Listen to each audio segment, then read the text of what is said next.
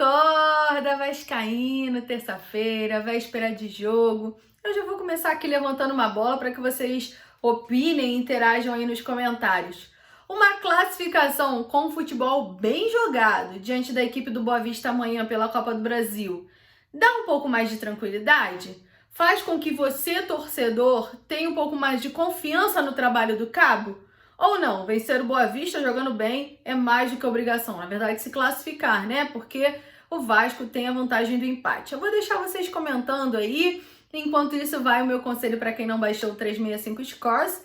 Vai lá e baixa, é realmente muito bom, tudo de todos os esportes em um único aplicativo, tabelas, estatísticas, futebol internacional. Seu time do coração, o Vasco, está lá. Eu já baixei no meu, se você não baixou, corre lá e baixa o 365 Scores. Também o meu pedido para você, né, que tem gostado dos nossos vídeos aqui no canal, deixe o seu like, sigam comentando, interagindo, opinando, é muito importante. Compartilhe esse vídeo com seus grupos de WhatsApp, do Telegram, do Facebook. Além disso, ativa o sininho para receber notificação de quando chegar de novo aqui no canal.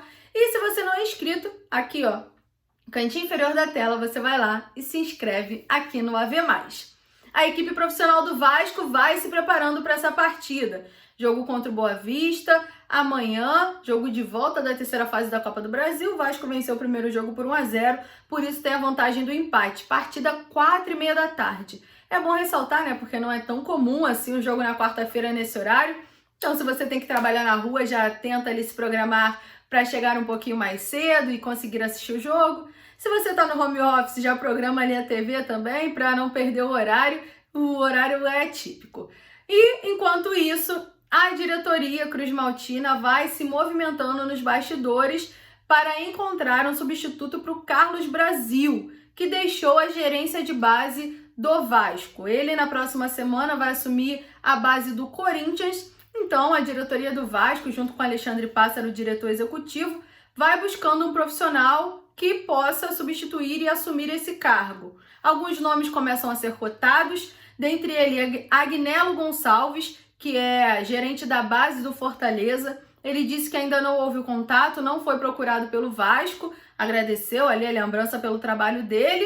Nada impede desse contato acontecer nos próximos dias, nas próximas horas, né? Mas alguns outros nomes começam também a endossar a lista, dentre eles o Fábio Araújo, que é ex-Corinthians, e também o Sidney Loureiro, que é ex-Botafogo. Então o Vasco, nos próximos dias, deve anunciar um novo gerente de futebol da base.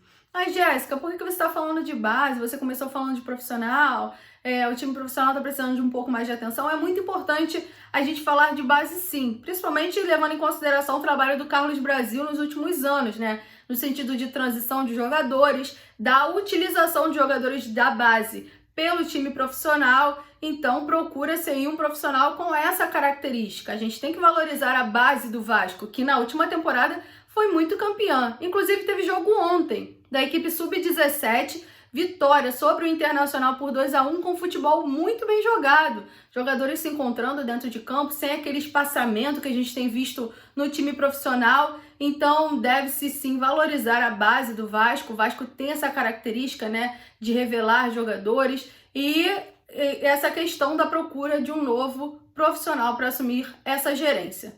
Enquanto isso, eu falei, né, o time profissional vai se preparando para essa partida contra o Boa Vista. O Marcelo Cabo não quis antecipar nenhuma mudança, né, com relação ao time, falou da possibilidade do Marquinhos Gabriel jogar 90 minutos, que seria avaliado, também o Michel, que jogou depois de 1 ano e meio, e algumas mudanças podem sim acontecer para essa partida. Pode acontecer a volta, né, e a entrada do Matias Galarza, que foi sacado do time com a entrada do Rômulo, e essas confirmações devem acontecer no treino de hoje à tarde.